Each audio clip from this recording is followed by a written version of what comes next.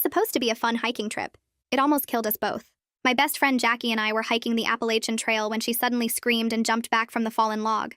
The snake slithered away into the underbrush and disappeared before I could identify it. She was gripping her calf, and when she pulled her hand away, there were 2 small puncture wounds leaking blood. Jackie said it might have just been a harmless rat snake because she didn't hear a rattle, but her voice was shaky, and we both knew plenty of venomous snakes don't rattle before striking. I checked my phone but had 0 bars, which wasn't surprising since we were 6 miles from the parking lot. Jackie seemed okay at first, just shaken up, and we cleaned the wound with water from my bottle and wrapped it with the bandana from her hair. She said it didn't hurt that bad, maybe a 3 out of 10, and we started heading back toward camp, moving faster than we'd come. I kept telling myself we had time, that even if it was venomous, we had maybe an hour or 2 before things got bad. Jackie was talking about how this would be a crazy story to tell everyone, but then she said her leg was starting to tingle, like pins and needles spreading upward from the bite. I told her it could be psychological but picked up our pace because I remembered reading that you had to get anti-venom fast, that every minute counted. She was keeping up fine, but then said the tingling had turned into burning, and when I looked back, she was limping. The area around the bite was swelling, angry red spreading up her calf like spilled wine. My stomach dropped because that meant venom was moving through her system and we were still 5 miles from help.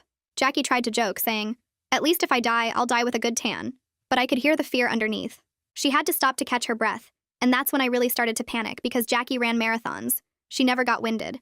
She said her chest felt tight, and when I felt her pulse, it was racing like crazy, way too fast. The swelling had reached her knee, and I knew we were running out of time, that we needed to move faster, but she was getting worse. I tried my phone again, nothing, and Jackie's vision was going blurry. She grabbed my arm for support, and I could feel her shaking. She was sweating through her shirt even though it wasn't that hot, and her skin felt wrong, clammy and cold like she'd been swimming. Then she doubled over and vomited into the bushes, and when she looked up at me, her lips had no color. She said, "I think it was venomous," and I wanted to scream because of course it was. Look at her. But instead, I just helped her walk. Her boot was cutting into her ankle from the swelling, so I loosened it, but her whole foot was puffy and wrong-looking. She was leaning on me hard now, each breath sounding labored, and I kept calculating how long it would take to get help even if we reached camp right now. The drive to the hospital, whether helicopters could land here. Jackie's words were starting to slur when she said her tongue felt weird, and I could see her struggling to swallow. The numbness was spreading up from her foot, and she kept apologizing for slowing us down, which made me want to cry because this was Jackie, who'd held my hair back when I got food poisoning on spring break and driven 5 hours when my dad had his heart attack. Her eyes started rolling back, and she said she was seeing double, and her skin had this grayish color that made her look already dead. When she coughed, there were specks of blood, and I had to fight not to completely lose it. We were only halfway back, and she was deteriorating fast. I tried to run while supporting her, but she was becoming dead weight. Then her legs gave out completely, and I had to lower her to the ground. She was barely conscious, mumbling about being cold even though she was burning with fever, and the swelling was past her thigh, her whole leg grotesque. I kept checking my phone with shaking hands, but nothing. Still 3 miles from camp, and Jackie's breathing was getting these terrifying pauses between breaths. She looked at me with unfocused eyes and whispered, "Tell my mom I'm sorry." And I screamed, "Sorry for what?" But she wasn't responding anymore. I laid her down and ran, sprinting up the trail like I'd never run before, checking my phone every 100 yards, begging the universe for just 1 bar. My legs were burning and I was sobbing, but I kept running because Jackie needed me. Finally, I saw 1 bar flicker on my screen and I scrambled onto a boulder, dialing 911 with trembling fingers. The call wouldn't connect at first, the signal too weak, but then I heard ringing. The operator answered just as I heard something large moving through the brush behind me, heading toward where I'd left Jackie unconscious and alone on the trail. I started screaming into the phone that something was coming toward my friend, and the operator's voice cut right through my panic, telling me to make as much noise as possible. I grabbed every rock I could reach and started throwing them down the trail while yelling at the top of my lungs, my voice cracking from the strain. The crashing sounds in the brush stopped for a second, and then I heard whatever it was moving away, branches snapping as it went deeper into the woods. My hands were shaking so bad I almost dropped the phone, but I kept yelling random words, anything to keep making noise. The operator asked how long Jackie had been unconscious, and I tried to think, but my brain felt scrambled. Maybe 5 minutes, maybe 10. I couldn't be sure. She asked about the snake bite, and I told her about the swelling that had reached Jackie's thigh, how she'd been throwing up blood, how her breathing had those awful pauses. The operator said I needed to get back to Jackie right away, but to keep making noise the whole time, so nothing would come near her. I scrambled down from the boulder, almost slipping on the wet moss, pressing the phone between my shoulder and ear while using both hands to steady myself. My ankle twisted a little when I hit the ground, but I didn't care. I just started running and talking loudly, saying anything that came into my head about the trail and Jackie and how scared I was. The operator kept asking me questions to keep me focused, wanted to know exactly where we were, and I told her about the big oak tree that had fallen across the trail where Jackie collapsed, maybe a quarter-mile past where the stream crosses the path. She asked if I had any landmarks for the rescue team, and I described the white blazes on the trees, the wooden sign at the last trail junction, the rocky section where you have to use your hands to climb. My phone made that awful low battery beep and I felt my chest get tight. Only 12% left and the operator started talking faster. She told me if we got cut off, I needed to keep Jackie on her side so she wouldn't choke if she threw up again. Remove any jewelry before the swelling got worse and use something bright to mark our spot for the rescue team. I was running hard now, my breath coming in gasps, but I kept talking loud enough to scare anything away, telling the trees about my day, about Jackie, about anything. The trail curved and I saw a flash of red through the trees. Jackie's jacket and I ran the last 50 yards so fast my legs felt like they might give out. She was exactly where I'd left her, but her face looked worse, gray like old meat, and I could barely see her chest moving at all. The operator told me to check her pulse but not at her wrist since it was too swollen, so I pressed my fingers against her neck like she said. It was there, but so weak I had to press hard to feel it, beating way too fast like a bird trapped in a box. The operator walked me through what to do next, and I saw Jackie's hiking boot was cutting deep into her ankle from all the swelling, the skin bulging around it. I untied it and tried to pull it off, but her foot was so swollen it looked like someone had blown it up with air, all purple and shiny. The boot finally came off with a wet sound, and her foot looked even worse without it. The skin stretched so tight I thought it might split. Purple bruises were spreading up past her knee now, these dark lines like someone had drawn on her with a marker, and the bite area itself was turning black. I touched her forehead and it was burning hot even though her lips were blue and she was shaking. The operator asked about her breathing and I counted like she said, only 8 breaths in a minute when it should be more like 16. Rain started to fall, just a few drops at first, but I knew how fast weather changed up here and we were already cold. I dug through my pack for the emergency tarp.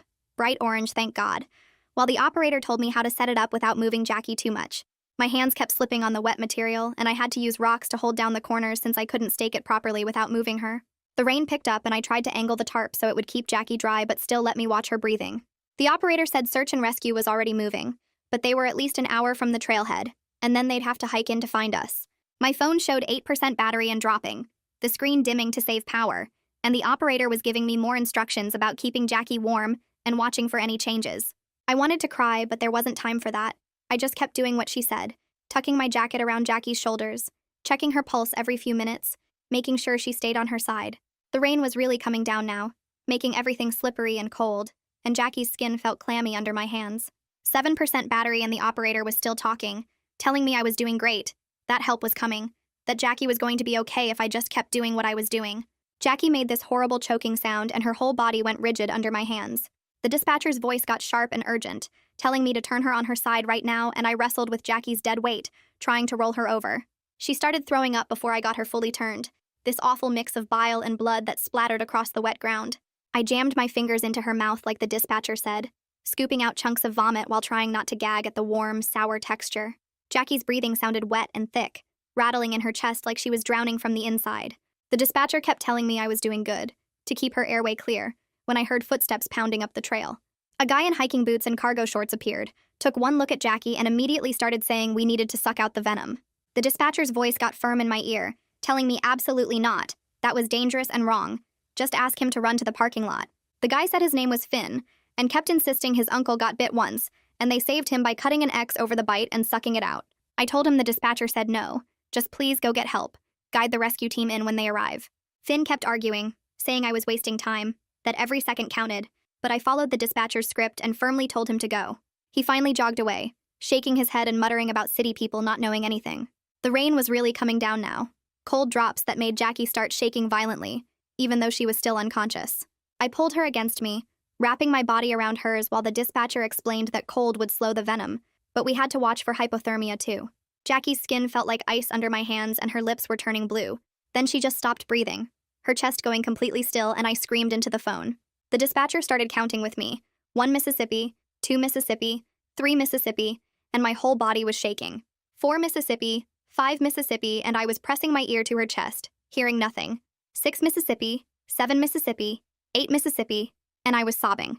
9 Mississippi, 10 Mississippi, and then Jackie gasped, this horrible wet sound, and started breathing again. But now there were these long, scary pauses between each breath, like her body kept forgetting how to do it. The dispatcher was saying something about respiratory depression when my phone made that dying beep sound. 5% battery flashed on the screen and the dispatcher talked faster, reminding me to keep Jackie on her side, count her breaths, mark the bite time on her arm. 3%, and she was still talking, but the words were cutting out. 2%, and I was frantically digging through my pack for the Sharpie I knew was in there somewhere. 1%, and the dispatcher said one more thing I couldn't hear before the screen went black. My hands were shaking so bad I could barely hold the Sharpie, but I wrote 2:47 p.m. snakebite on Jackie's forearm in big letters. I kept doing what the dispatcher had said, counting breaths, checking her pulse at her neck, making sure she stayed on her side. Then I heard it. That beautiful thump, thump, thump of helicopter blades getting closer. I grabbed my emergency whistle and started blowing it in 3 sharp bursts, over and over, while waving my signal mirror with my other hand. The helicopter appeared over the trees, circling once, twice, and I was screaming and waving the orange tarp. It hovered for what felt like forever, so low I could see the pilot looking down, but then it started rising again. The trees were too thick, no place to land, and I watched it fly away toward the parking lot, taking my hope with it. Requested Reds is on Spotify now. Check out link in the description or comments. Something big crashed through the brush nearby, and I knew that sound, that huffing grunt that meant bear. I grabbed my water bottles and started banging them together, yelling at the top of my lungs even though my throat was raw. The bear huffed again, closer this time, probably smelling the blood and vomit. I kept banging and shouting until I heard it crash away through the underbrush, my voice completely gone now. I turned back to check Jackie's pulse, and her eyes were open, staring right at me but not seeing me at all. She tried to say something, but it came out all wrong. Just slurred nonsense like her tongue didn't work anymore. Her eyes rolled back up into her head and she was gone again, leaving me alone in the rain with 6% of her left and no idea if help would come in time. I started talking to Jackie about the night she drove 8 hours straight when my dad had his heart attack. I told her how she held my hand in that awful hospital waiting room while we waited for news. Her breathing caught for a second, like maybe she could hear me through whatever dark place she was in. I kept going, telling her about that time she bailed me out when I got stranded in Richmond with no money. I talked about her 26th birthday when we got matching tattoos, even though we were both terrified of needles. The swelling had reached all the way up to her hip now, and her shorts were cutting into her skin. I pulled out my pocket knife and carefully cut the fabric away before it could cut off circulation completely. Her entire leg looked wrong, all purple and swollen to twice its normal size like it belonged to someone else. Jackie's skin was burning hot even though the rain was coming down harder now and soaking through everything. These angry red streaks were spreading up from the bite like rivers on a map. I recognized what that meant from my wilderness first aid class. Massive infection setting in along with the venom. My water bottle was almost empty, but I poured what was left over her forehead and wet her cracked lips. I'd worry about being thirsty later if we made it through this. Then I heard something that made my heart jump. Voices and whistles coming through the trees. I screamed as loud as I could even though my throat felt like sandpaper from all the yelling. The sounds got closer and I saw flashes of orange through the rain and trees. Search and rescue had found us and I started crying with relief. A guy in an orange jacket dropped down beside us and immediately started checking Jackie over. His name tag said Corbin Waters, and he moved with the kind of confidence that meant he'd done this before. Another rescuer, Elena Torres, was already pulling out IV bags and medical supplies from her pack. They worked fast, asking me rapid questions about when the bite happened and what symptoms I'd seen.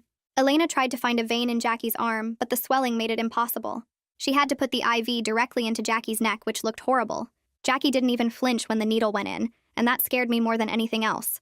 Corbin explained we were looking at a 2-hour carryout over rough terrain to reach the parking lot. He said Jackie needed anti-venom within the next hour, or things would get even worse. He got on his radio and called for a helicopter to meet us at a clearing about a mile down the trail. The rest of the team arrived, and they carefully lifted Jackie onto this special stretcher thing made for wilderness rescues. They strapped her down tight with these heavy-duty straps across her chest and legs. 6 people would take turns carrying her, and they assigned me to hold the IV bag up and watch her breathing. We started moving way faster than I thought possible over all the roots and rocks. The team was calling out obstacles to each other and switching who was carrying every few minutes. Jackie's breathing made this awful rattling sound every time the stretcher bounced, but at least she was still breathing. Elena pulled out this small flashlight from her vest pocket and clicked it on, leaning over Jackie while we kept moving. She lifted one of Jackie's eyelids and shined the light directly into her eye, then did the same with the other one. The way she frowned made my stomach twist into knots. She moved closer to Corbin and said something quiet that I couldn't hear over the sound of boots on rocks and everyone's heavy breathing. Corbin's face got this tight look and he nodded, then called out for everyone to pick up the pace even more. My arms were burning from holding the IV bag up high, but I kept it steady while watching Elena check Jackie's pupils again every few minutes. Each time she looked more worried and I saw her mouth something about swelling to Corbin. The trail got steeper and narrower, forcing us to go single file with the litter tilted at this crazy angle. Jackie's body went completely rigid without warning, every muscle locking up like she'd been shocked. Her back arched against the straps and her jaw clenched so tight I thought her teeth might crack. Elena dropped everything and grabbed Jackie's head with both hands to keep it from slamming against the metal frame. Corbin was counting out loud while looking at his watch, his voice steady but his eyes showing real concern. The seizure went on for what felt like forever, but was probably only 30 or 40 seconds. When it finally stopped, Jackie went completely limp again, and this foam was coming out of her mouth. Elena wiped it away with gauze while Corbin radioed ahead about the seizure. The team kept moving, but everyone looked shaken now. We pushed through some thick brush, and suddenly the trees opened up into a clearing. My heart jumped because this had to be where the helicopter would land, but then Corbin's radio crackled with bad news. The pilot was circling overhead but said the clearing was way too small and surrounded by trees that were too tall. He couldn't risk trying to land without hitting something. Corbin swore under his breath and told everyone we'd have to carry Jackie the whole way to the parking lot, which meant at least another hour over rough terrain. The disappointment hit me like a punch to the gut, but there was nothing we could do except keep going. We plunged back into the trees, and the trail got even rougher with these huge roots crossing the path every few feet. Jackie made this choking sound and her whole body started heaving. She was throwing up while strapped flat on her back and couldn't turn her head enough to clear it. Elena moved faster than I'd ever seen anyone move, pulling out this suction device that looked like a turkey baster on steroids. She jammed it into Jackie's mouth and started sucking out the vomit while yelling for us to tilt the whole litter to the side. The sound was absolutely disgusting, this wet slurping noise that made me want to throw up too. But it worked, and Jackie started breathing better, though now there was this rattling sound in her chest with every breath. We kept pushing forward, and my legs felt like jelly from the pace and the stress. The trees started thinning out, and I could see glimpses of sky that weren't blocked by branches. Then suddenly we burst out of the tree line into the parking lot, where 2 ambulances sat with their lights flashing. The paramedics from the ambulances rushed forward and started transferring Jackie from the litter to their gurney so fast I couldn't follow what they were doing. They were hooking up new IVs and attaching all these monitors while shouting medical stuff back and forth. Corbin grabbed my arm and started pulling me toward the second ambulance. He said I was showing signs of shock and dehydration, and needed to get checked out too.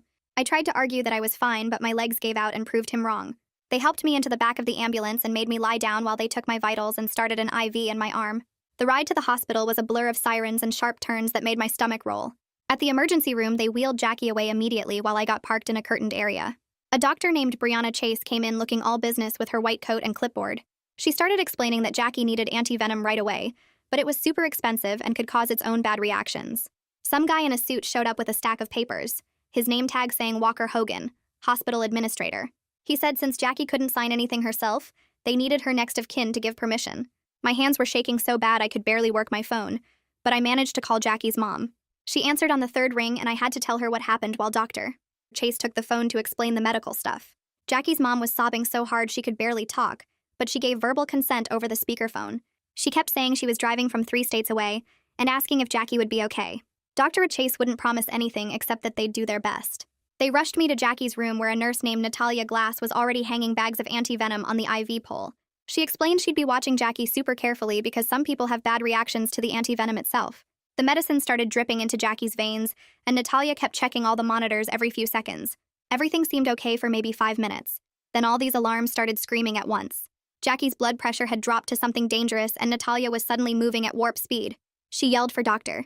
Chase, who came running with 2 other nurses. They pushed a bunch of medications into Jackie's IV, while Natalia called out numbers from the monitors that kept getting worse. Dr. Chase was barking orders, and someone brought in this crash cart with the paddles for shocking people's hearts. They got Jackie stabilized after what felt like hours but was probably only 10 minutes. Dr. Chase pulled me aside and explained this was going to be a long process with lots of ups and downs. The swelling might take weeks to go completely down, and there could be permanent damage to the tissue in her leg. She said Jackie was lucky to be alive at all, given how much venom she'd gotten and how long it took to get treatment. A park ranger showed up with a notebook and started asking me about exactly what happened. I realized while talking to him that I never actually saw the snake clearly, just movement in the leaves. He nodded and said based on Jackie's symptoms and where we were hiking, it was almost definitely a timber rattlesnake. The ranger wrote that down in his notebook and left while I slumped into one of those plastic waiting room chairs. My clothes were still damp from the rain and I was shaking from exhaustion, but couldn't leave until I knew Jackie would be okay. The TV in the corner played some cooking show on mute, and I watched people make pasta while nurses rushed past in the hallway. Every time someone in scrubs walked by, I jumped up thinking they had news about Jackie, but they just kept walking. Around midnight, I dozed off with my head against the wall and woke up when my phone buzzed with a text from Jackie's mom saying she was 2 hours away.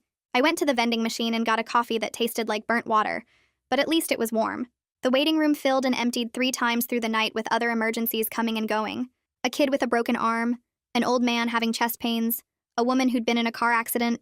I kept checking my phone for the time and watching the door to the ICU where they'd taken Jackie. My legs were cramping from sitting so long, and I walked circles around the waiting room to stay awake. Dawn came through the windows and made everything look gray and washed out. A nurse finally came out around 7 in the morning and told me Jackie was stable but still critical, and they were monitoring her closely. I asked if I could see her, but she said not yet. maybe later after the doctors made their rounds. Jackie's mom burst through the emergency room doors an hour later, looking like she'd aged 10 years overnight. Her hair was messy and her eyes were red from crying the whole drive. She grabbed me in the hallway and we held each other while she sobbed into my shoulder. She kept saying thank you for saving Jackie's life over and over, but I felt sick, because if I'd been faster or made different choices, maybe Jackie wouldn't be fighting for her life. The doctor came out and explained that Jackie was responding to treatment, but they were watching for complications like kidney damage from all that venom. 2 days dragged by with me and Jackie's mom taking turns sitting in the ICU during visiting hours. Jackie had tubes everywhere and machines beeping constantly, and her leg was wrapped in bandages from hip to ankle. On the third morning, her eyes fluttered open while I was holding her hand, and she squeezed back weakly. She couldn't talk because of the breathing tube, but her eyes focused on me and I could see she recognized me. Her mom started crying again, and the nurse had to remind us to stay calm so we didn't upset Jackie. The swelling in her leg was going down, but it still looked huge under the bandages, and the surgeon came in to explain they might need to operate to relieve pressure in the tissue. He wanted to wait one more day to see if the swelling would go down more on its own first. That night, Jackie's leg measurements actually improved, and by morning, the surgeon decided surgery wasn't needed after all. They removed the breathing tube, and Jackie croaked out that her throat hurt, but at least she could talk. Over the next week, they moved her to a regular room and started reducing her pain meds. She kept more of her leg tissue than they originally thought possible, though she'd have scars forever. 3 weeks after the bite, I drove her to her first physical therapy appointment in my car. The therapist helped her stand between parallel bars, and she took 5 steps with a walker while gripping the rails. She made a weak joke about 5 steps being nothing for someone who ran marathons, but we both had tears running down our faces. The next week, I signed up for a wilderness first responder course at the community college. When I walked into the first class, the instructor turned out to be Elena from the search and rescue team who'd helped save Jackie. She remembered us and used Jackie's case as an example during the snakebite treatment lesson. Jackie and I ordered a nice card online and sent it with a $1,000 donation to the search and rescue team to thank them. Corbin wrote back a few weeks later saying they were using Jackie's case in their training scenarios now because it showed how fast snake venom could work. 6 weeks after everything happened, Jackie asked me to drive her to the trailhead parking lot. We sat in my car looking at the trail entrance where other hikers were heading out with their packs and poles. Jackie said maybe she'd hike again someday, but not yet. Not ready. I held her hand while we watched people disappear into the trees, and I kept thinking about how differently our trip had ended compared to what we'd planned. That's the story all wrapped up. I'm so glad you were here for it, because it makes sharing these moments worth it. Hopefully it added a little brightness to your day. Subscribe if you'd like to keep spreading that feeling together.